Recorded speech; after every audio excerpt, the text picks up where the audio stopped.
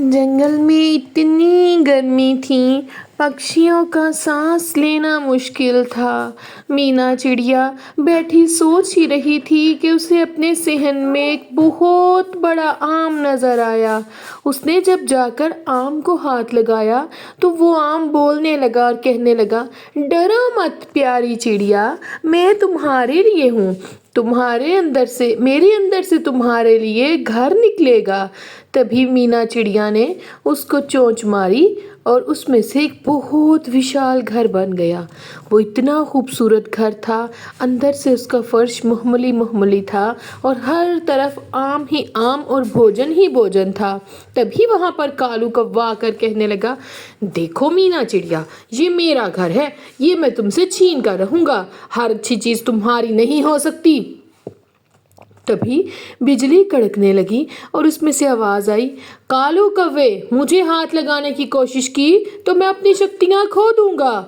तभी कालू कौवा चला जाता है और जंगल में रात को बहुत तेज़ बारिश शुरू हो जाती है। बारिश इतनी तेज़ होती है कि सारे पक्षियों के घर बह जाते हैं। मीना चिड़िया अपनी खिड़की से बाहर देख रही होती है कि टूनी चिड़िया अपने बच्चों के साथ बारिश में उसके घर के बाहर बैठी है। तभी मीना चिड़िया बाहर जाकर कहती है, अरे टूनी बहन, तुम मेरे घर में आ जाओ, मेरे घर में बहुत जगह है। तभी वहाँ पर मिट्ठू तोता भी आ जाता है। वो सारे रहने लगते हैं और उसके बाद उल्लू बाबा और कबूतरी भी आ जाते हैं। सारे पक्षियों को मीना चिड़िया अपने घर में जगह दे देती है और फिर बाहर बैठा कालू कौवा भीग रहा होता है और कहता है, मीना चिड़िया, मुझे भी अंदर आने दो। वो सोचता है ये बहुत नेक दिल चिड़िया है, इसकी खुशामद की जाए और फिर बाद में इसके घर पर मैं कब्जा करूँगा। तभी मीना चिड़िया उसको अंदर ले जाती है। जब सब सो जाते हैं तो कालू कौवा उस आम को तलाशना शुरू कर देता है जिससे ये घर बना होता है। जो ही वो आम की दीवार को हाथ लगाता है, सारी दीवार हिलने लगती है और आवाज आती है, दुष्ट कव्वे, तूने मीना चिड़िया की नरमी का नाजायज फायदा उठाया। उसके पर जला देती है और वो वहीं पे रह जाता है। फिर वो रो रो कर सारे पक्षियों को आवाजें देता है, अरे मीना चिड़िया, टूनी चिड़िया, रानो चिड़िया, सब आ जाओ, मेरा कुछ करो। तभी मीना चिड़िया कहती है, तुमने मेरा नाजायज़ फ़ायदा उठाया, लेकिन फिर भी मैं तुम्हें माफ़ करती हूँ। और वो घर से कहती है कि उसके पर वापस कर दिए जाएं। तभी कालू कौवा अब कभी उनको तंग नहीं करता था, बल्कि वो तो उस घर का रक्षक बनकर रहता था। अगले दिन सब सो रहे थे कि जंगल में एक बहुत बड़ा साया आया। वो साया गिद्ध का था।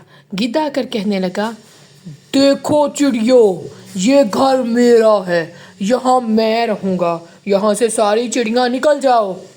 फिर सारे पक्षी मिलकर उससे जान छुड़वाने का तरीका ढूंढने लगते हैं। कबूतरी बहुत सारी ग्लू इकट्ठी करती है, तोता मिर्चों के बीज लाता है। अगले दिन जब बाज आता है घर पर कब्जा करने तो कालू कौवा कहता है, अंदर आओ, हम तुम्हें बताते हैं। जब गिद्ध थोड़ा सा आगे जाता है तो तभी उस पर ऊपर से मिर्चें डाल दी जाती हैं और टूनी चिड़िया घर से प्रार्थना करती है कि कुछ करो। घर से चिपचिपा ग्लू निकलता है जो उसके ऊपर गिरता है। मिर्चों से वो अंधा हो जाता है। ऊपर से कबूतर और कबूतरी उसके ऊपर बहुत सारा ग्लू डाल देते हैं और वो गिर जाता है और माफ़ी मांगने लगता है। पक्षी कहते हैं, मीना चिड़िया, इसको माफ़ मत करना, ये अच्छा नहीं है। लेकिन फिर भी मीना चिड़िया आम के घर से बना हुआ पानी लाकर उसके ऊपर डाल देती हैं और वो ठीक होकर माफ़ी मांगता है। अब आज के बाद उसको कोई तंग नहीं करता और गिद्ध भी घर की हिफाजत करता है।